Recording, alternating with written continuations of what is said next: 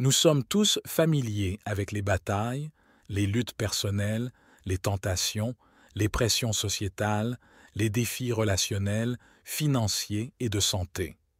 Nous sommes constamment confrontés à différents obstacles.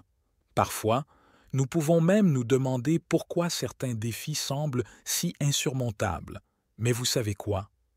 Nous ne laisserons pas ces batailles nous définir ou nous décourager. Au lieu de cela, nous nous appuierons sur notre foi, notre confiance en le plan de Dieu, et nous nous relèverons plus fort qu'avant. Confiez votre combat à Dieu aujourd'hui. Rappelez-vous que vous n'êtes pas seul dans vos combats. Chaque défi, chaque lutte, chaque larme que vous versez a un but dans le plan divin pour votre vie. Les épreuves auxquelles vous faites face ne sont que temporaires. Elles ne dureront pas éternellement. Au milieu de tout cela, rappelez-vous que l'amour et la force inébranlable de Dieu sont votre ancre, vous guidant même dans les mers les plus turbulentes. Je vais maintenant faire une prière puissante avec vous, au nom puissant de Jésus. Alors, veillez jusqu'à la fin et ouvrez votre cœur pour recevoir les bénédictions de cette prière. 2 Chroniques 20, verset 15 dit « Ainsi vous dit le Seigneur, n'ayez pas peur, ni ne soyez consternés à cause de cette grande multitude, car la bataille n'est pas la vôtre, mais celle de Dieu. » La Bible confirme que la bataille n'est pas la vôtre, mais celle du Seigneur. Considérez-le également chaque fois que vous êtes confrontés à des batailles. Éphésiens 6, verset 12, nous rappelle que nous ne luttons pas contre la chair et le sang, mais contre les principautés, contre les puissances, contre les dirigeants des ténèbres de ce monde, contre la méchanceté spirituelle dans les hauts lieux. La parole de Dieu indique clairement que notre combat est bien plus profond que le physique. Il y a un aspect spirituel à nos combats.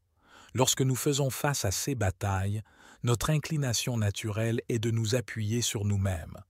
Cependant, cette autonomie nous conduit souvent sur des chemins remplis d'obstacles, de peur et d'anxiété, essayant de paralyser notre foi.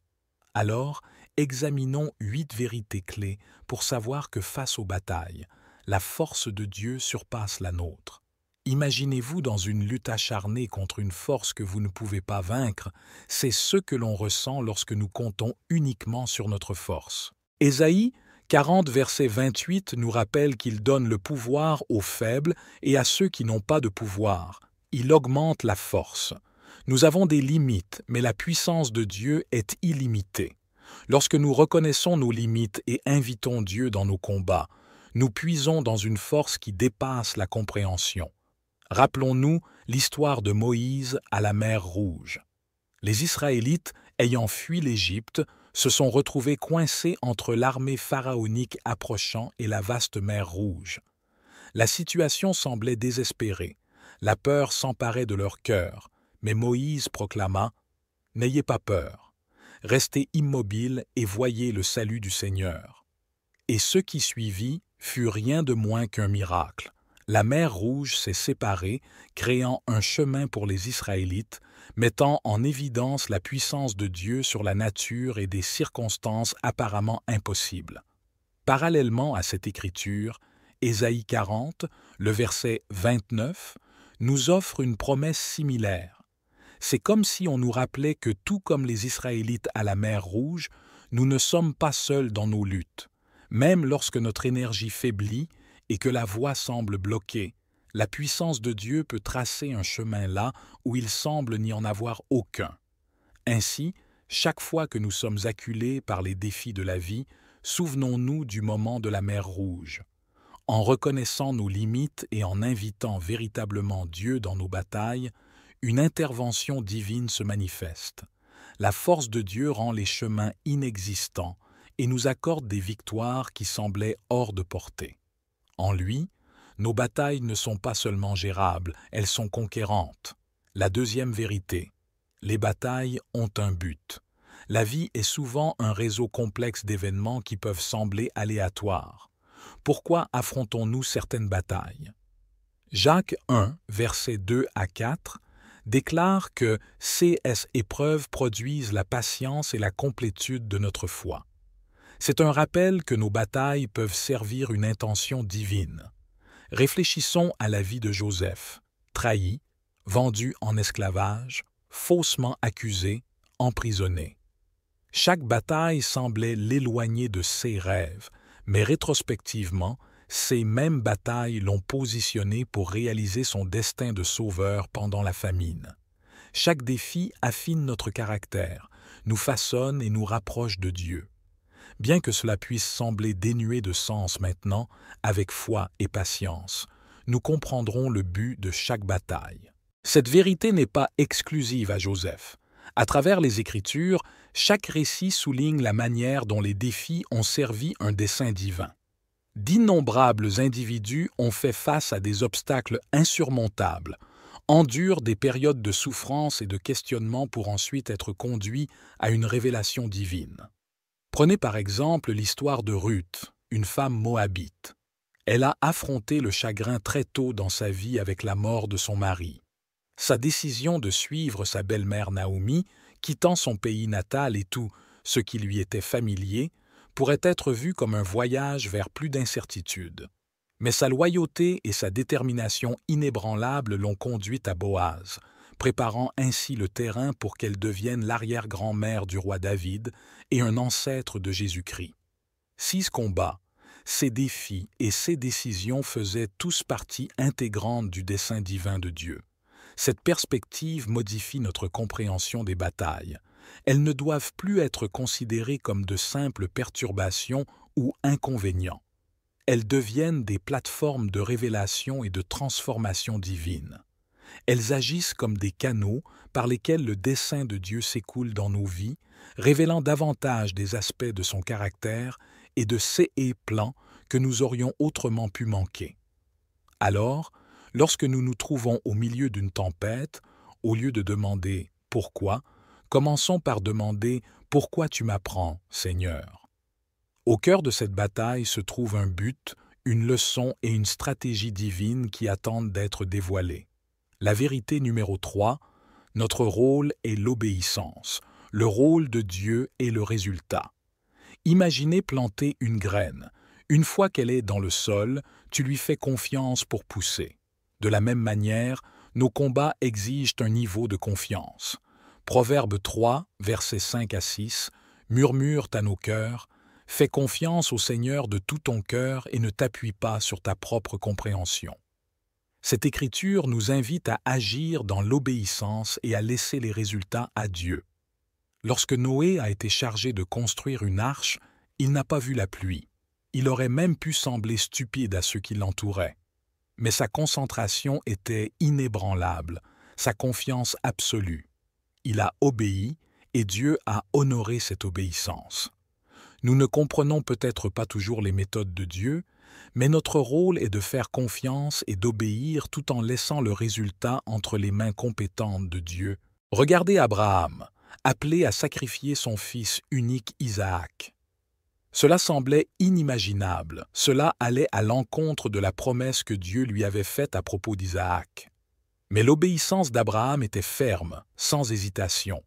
C'est dans cet acte ultime d'abandon et d'obéissance que Dieu a fourni un bélier dans le buisson, épargnant ainsi à Isaac cet acte profond.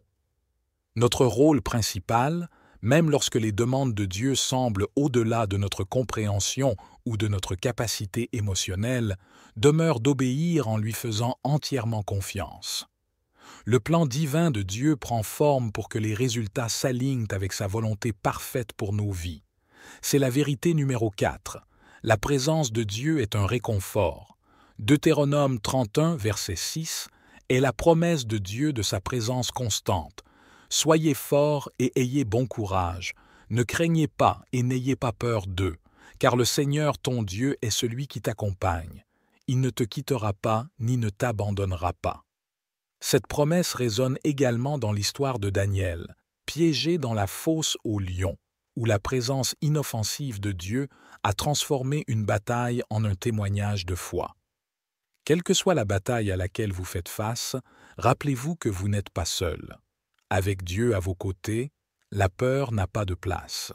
De la même manière, dans la vie de Moïse, malgré de nombreuses occasions où la peur aurait pu le rattraper, l'assurance de la présence de Dieu était clair à chaque carrefour.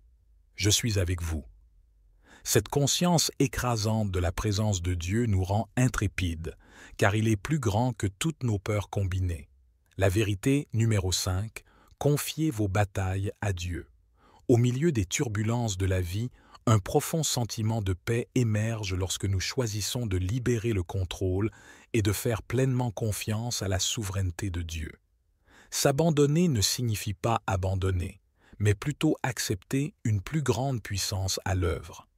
Les versets de Proverbes 3, 5 à 6 nous exhortent à reconnaître Dieu dans toutes nos voies et à lui faire confiance de tout notre cœur. La prière, la méditation et l'étude des Écritures sont des moyens essentiels par lesquels nous pouvons remettre nos batailles au Seigneur. En ces moments sacrés, nos esprits s'entrelacent avec le sien, nous rappelant son amour inébranlable et les promesses à venir. Le Saint-Esprit agit comme notre guide, nous dirigeant dans l'incertitude, nous réconfortant dans l'oppression et nous éclairant dans l'obscurité. Romains 8, verset 26, affirme que l'Esprit aide également dans nos faiblesses. Car nous ne savons pas pourquoi nous devrions prier comme il convient, mais l'Esprit lui-même intercède pour nous dans chaque défi, chaque incertitude, à chaque instant où nous nous sentons dépassés. Il y a une opportunité de nous appuyer sur le Saint-Esprit pour nous immerger dans la parole de Dieu, fortifier notre foi lorsque nous faisons consciemment le choix de confier nos batailles à Dieu. En remettant nos batailles à Dieu, il les transforme en témoignages triomphants de sa gloire.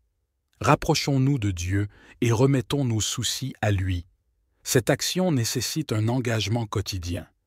Lâcher prise et confier nos soucis à Dieu peuvent être des tâches ardues, surtout lorsque nous sommes habitués à avoir le contrôle. Mais, comme le demande 1 Pierre 5, verset 7, confions tous nos soucis à Dieu, car il se soucie de nous. En plongeant activement dans la prière, en méditant sur sa parole et en recherchant les conseils du Saint-Esprit, nous favorisons une confiance profondément enracinée. Cette confiance transforme notre perspective et convertit nos peurs en foi. À chaque jour et à chaque bataille livrée, nous sommes témoins du pouvoir transformateur de Dieu dans nos vies, solidifiant notre conviction qu'il a effectivement le contrôle. Cela nous conduit à la vérité numéro 6. La victoire est prédéterminée. Comme le déclare 1 Corinthians 15, verset 57, « Mais grâce soit rendue à Dieu, qui nous donne la victoire par notre Seigneur Jésus-Christ. » Comme Josué et les Israélites devant Jéricho, nos combats avec Dieu sont similaires. La victoire est déjà assurée. Parfois, les stratégies de Dieu peuvent sembler étranges, mais la victoire est garantie. Les murs s'effondrent non pas par la force, mais par l'obéissance et la confiance en la promesse de Dieu. Rappelez-vous l'histoire de l'Exode, où les Israélites, piégés entre les Égyptiens et la mer Rouge, ont vu les mers se séparer, offrant une voie là où il ne semblait y en avoir aucune. Les situations apparemment désastreuses faisaient partie d'une stratégie divine pour mettre en valeur la puissance de Dieu dans nos vies, même lorsque les chances semblaient minces et les voies de sortie inexistantes. Rappelez-vous que le plan prédéterminé de Dieu est en mouvement, et ses victoires ne sont pas liées à ce que nos yeux peuvent voir ou à ce que notre esprit peut comprendre. Voilà la vérité, numéro 7. Dieu nous équipe pour chaque bataille. Pensons un instant à l'aspect des examens à l'école. Chaque examen nécessite des outils spécifiques tels que des stylos, des crayons, des règles, etc. De la même manière, soyons équipés pour les combats de la vie. Dieu veille à ce que nous soyons prêts, comme le souligne Éphésiens 6, versets 10 à 11. L'Écriture conseille d'être fort dans le Seigneur et dans la puissance de sa force, et de revêtir toute l'armure de Dieu afin de résister aux ruses du diable. Regardons Esther, une reine équipée non pas d'armes, mais de sagesse, de courage et de faveur divine pour sauver son peuple. Dieu fournit ce dont nous avons besoin pour nos combats, qu'il s'agisse de sagesse, de patience, de courage ou de résilience. L'armure qu'il fournit est adaptée à nos besoins. Revenons à l'histoire de Moïse, élevé dans le palais de Pharaon et instruit dans toute la connaissance de l'Égypte. Lorsque Dieu l'a appelé à conduire les Israélites hors d'Égypte, Moïse a douté de sa capacité à parler et à diriger. Il a vu ses défauts, mais Dieu a vu son potentiel. Dieu a équipé Moïse de son bâton, devenu un symbole de pouvoir tout au long du voyage. Plus important encore, Dieu lui a donné son frère Aaron pour parler en son nom. Chaque outil, chaque aide, chaque circonstance a été arrangée par Dieu pour s'assurer que Moïse était prêt aux défis à venir. De la même manière, ayons confiance que Dieu nous a déjà pourvus de tout ce dont nous avons besoin pour les batailles auxquelles nous sommes confrontés, qu'elles soient visibles ou invisibles, tangibles ou intangibles. Nos outils sont divinement destinés à la victoire. Et la vérité numéro 8, nous combattons depuis un lieu de victoire, pas pour la victoire. C'est exaltant.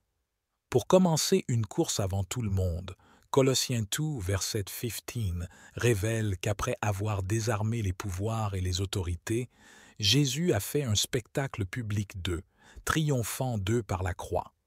Moïse, instruit par Dieu, a élevé un serpent de bronze dans le désert. Ceux qui étaient mordus par des serpents n'avaient qu'à le regarder pour être guéris. La bataille contre le venin se transformait en victoire au moment où ils posaient leurs yeux sur le serpent de bronze. De la même manière, la victoire du Christ sur la croix signifie que nos batailles sont déjà gagnées. Nous ne cherchons pas à gagner, mais à proclamer la victoire déjà obtenue en Jésus. Beaucoup d'entre nous ont souvent l'impression de partir de l'arrière juste pour rattraper leur retard, mais l'Évangile offre une perspective rafraîchissante. Nous commençons à partir d'une position de triomphe, tout comme un athlète s'entraîne sans se demander s'il va gagner, mais pour revendiquer la victoire qu'il prévoit. Abordez également les défis de la vie du point de vue du succès anticipé.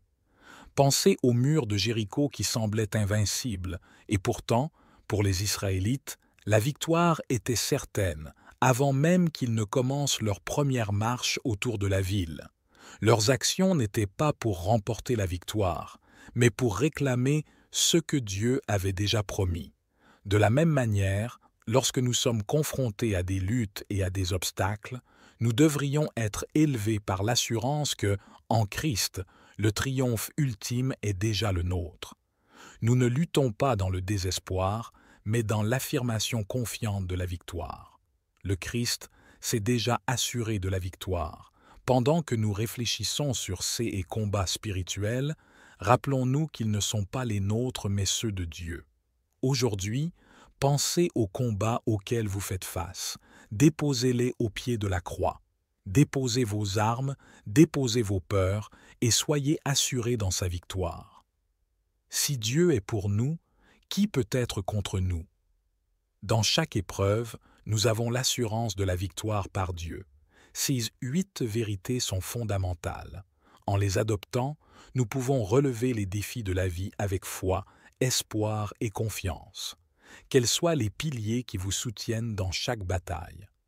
Rappelez-vous, avec Dieu à vos côtés, chaque bataille mène à un témoignage de sa bonté et de sa grâce. Maintenant, à tous ceux qui sont à l'écoute, allons vers le Seigneur en prière. Cher Dieu, Père aimant et tout-puissant, je me tourne vers toi dans la prière. Je reconnais tes louanges éternelles, toi qui es l'alpha et l'oméga, le Créateur des cieux et de la terre. Pardonne-moi, Seigneur, pour mes péchés, connus et inconnus.